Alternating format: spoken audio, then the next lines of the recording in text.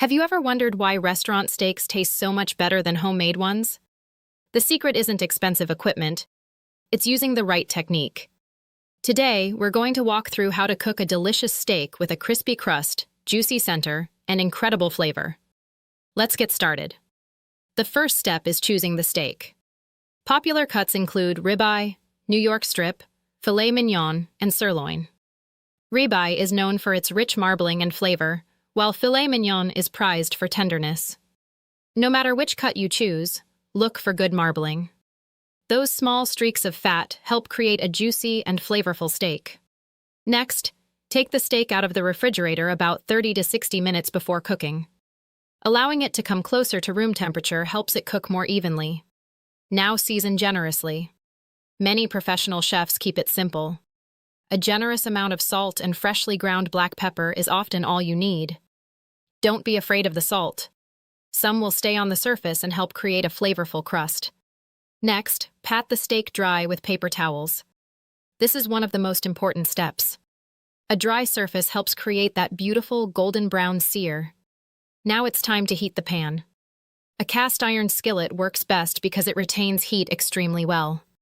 Place the skillet over high heat and let it get very hot. Add a small amount of high heat oil such as avocado oil or vegetable oil.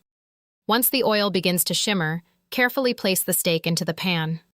You should hear a loud sizzle immediately. That's exactly what you want. Resist the urge to move the steak around. Let it cook undisturbed for about 2 to 4 minutes depending on thickness. This helps develop a rich crust. Once the first side is beautifully browned, flip the steak. Now comes the flavor boost. Add a tablespoon of butter, a few crushed garlic cloves, and a sprig of rosemary or thyme. As the butter melts, tilt the pan slightly and use a spoon to continuously baste the steak with the melted butter. This adds incredible flavor and helps create a restaurant-quality finish. Cooking times will vary depending on thickness and desired doneness. For medium rare, aim for an internal temperature of about 130 to 135 degrees Fahrenheit. Medium is around 140 to 145 degrees. Using a meat thermometer is the easiest way to get perfect results every time. Once the steak reaches your desired temperature, remove it from the pan. But don't cut into it yet. This next step is crucial. Let the steak rest for at least 5 to 10 minutes. Resting allows the juices to redistribute throughout the meat. If you slice it immediately, those juices will run out onto the plate instead of staying inside the steak. Finally, slice against the grain if needed and serve. Pair it with roasted vegetables, potatoes, a fresh salad, or your favorite side dish.